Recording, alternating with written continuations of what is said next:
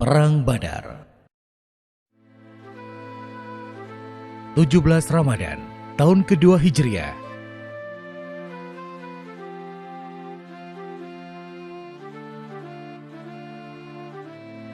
Di sebuah lembah gurun pasir nan panas, terjadi sebuah perang yang terdokumentasikan abadi dalam sejarah. Inilah perang terbuka pertama kaum muslim melawan Quraisy Mekah. Sebuah perang yang menurut kalkulasi militer sangat mustahil dimenangkan oleh kaum muslim. Kaum muslim yang dipimpin langsung oleh Nabi Muhammad SAW berkekuatan 313 orang dengan persenjataan yang jauh dari memadai untuk standar militer saat itu. Sedangkan kaum Quraisy Mekah yang dipimpin Abu Jahal berkekuatan 1.000 orang dengan persenjataan lengkap ditambah 700 ekor unta dan 300 kuda. Mengetahui kekuatan pasukannya kalah jauh, Nabi Muhammad menggunakan strategi militer yang brilian. Pasukannya mendekati lembah Badar, menduduki beberapa sumber air, dan menimbun sumur-sumur yang tersisa. Strategi ini berhasil. Kaum muslim berhasil mendikte langkah pasukan Quraisy Mekah agar mendekati lembah Badar melalui jalan yang telah ditentukan. Malam hari sebelum terjadi peperangan, terjadi hujan di daerah pasukan muslim. Ini membuat pasukan muslim merasa lebih segar dan tanah lebih padat, tidak berdebu. Esok harinya, bulan Ramadan hari ke-17 di tahun kedua Hijriah itu, akhirnya kaum muslim berhadapan-hadapan dengan Quraisy Mekah. Kaum Quraisy Mekah menghadap ke timur, melawan silaunya matahari yang mulai meninggi, seperti yang sudah direncanakan oleh Nabi Muhammad dan para sahabatnya. Perang Badar tidak terjadi begitu saja. Namun perang ini memiliki penyebab dari beberapa tahun sebelumnya, yaitu kaum Quraisy mengusir Nabi Muhammad dari Mekah. Pada usianya yang ke-40, Nabi Muhammad menerima wahyu pertama sekaligus memulai era kerasulannya. Ajaran yang dibawa Nabi Muhammad ini sangat bertolak belakang dengan kepercayaan penduduk Mekah, sehingga mendapatkan tentangan keras. Salah satu pemimpin Mekah yang bernama Abu Jahal menjadi orang terdepan yang menentang Nabi Muhammad. Nabi Muhammad mempunyai paman, yaitu Abu Thalib, yang dihormati para penduduk Mekah. Ketika Abu Thalib masih hidup, Abu Jahal dan pemimpin Mekah lainnya lebih banyak membujuk Nabi agar tidak menyebarkan agama baru yang dibawanya. Mereka tidak berani berlaku kasar kepada Nabi. Kaum musyrikin Mekah ini risau dengan dakwah Nabi. Meskipun ketika itu, penduduk Mekah yang menjadi pengikut Nabi masih bisa dihitung dengan jari.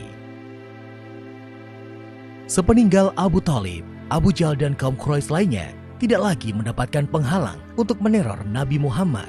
Berbagai serangan yang cenderung kasar diterima oleh Nabi Muhammad.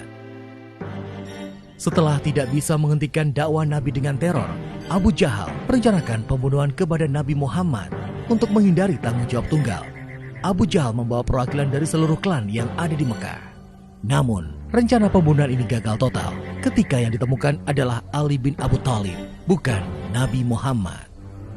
Akhirnya, Allah memberikan perintah kepada Nabi Muhammad untuk meninggalkan Mekah menuju Madinah. Peristiwa pindahnya Nabi dan para sahabatnya ini kemudian dikenal dengan istilah hijrah. Kedatangan Nabi Muhammad dan para sahabatnya di Madinah disambut gembira oleh kaum Ansor.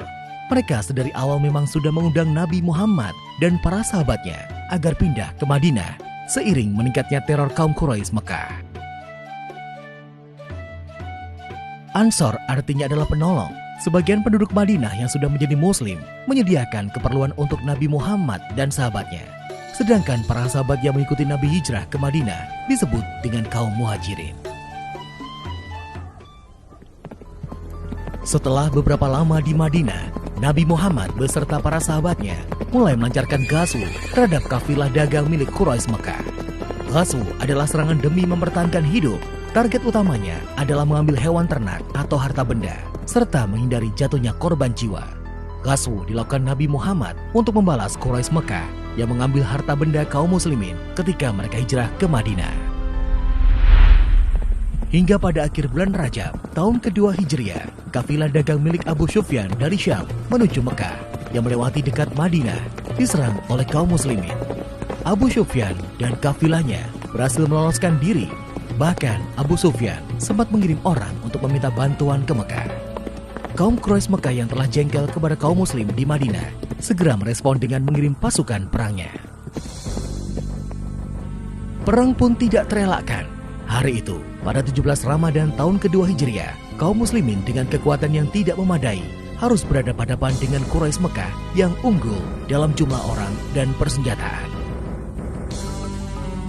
Di perang tersebut, dalam pasukan muslim terdapat 3 sahabat yang kelak menjadi pemimpin umat Islam, yaitu Abu Bakar, Umar bin Khattab, dan Ali bin Abi Thalib. Perang dimulai dengan pertarungan kecil. Wakil dari kedua kubu, kaum muslim mengirimkan Hamzah, Ali bin Abu Thalib, dan Ubaidah al-Harits.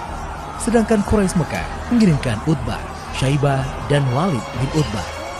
Duel 1 lawan 1 pun dimulai, dan akhirnya ketiga wakil Quraisy Mekah itu tewas.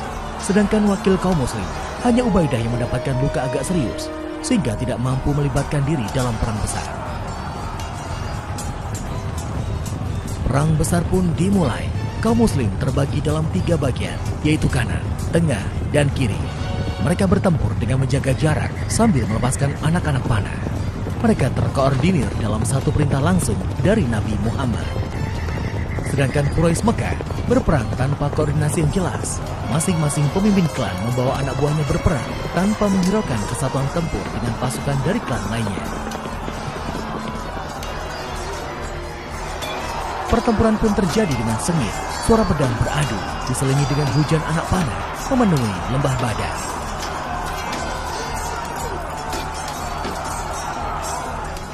Pasukan Quraisy Mekah akhirnya tercerai-berai dan berhasil dipukul mundur oleh pasukan muslim. Quraisy Mekah menderita kerugian yang amat besar. Banyak pemimpin klan dari Mekah yang tewas dalam perang tersebut, termasuk Abu Jahal dan Umayyah.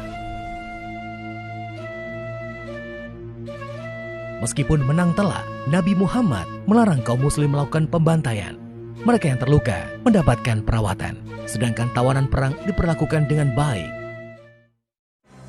Kemenangan dalam perang Badar ini membuat kaum muslim semakin diperhitungkan sebagai kekuatan baru di Jazirah Arab, dan sekaligus memperkuat otoritas Nabi Muhammad sebagai pemimpin dari berbagai golongan yang ada di Madinah ketika itu.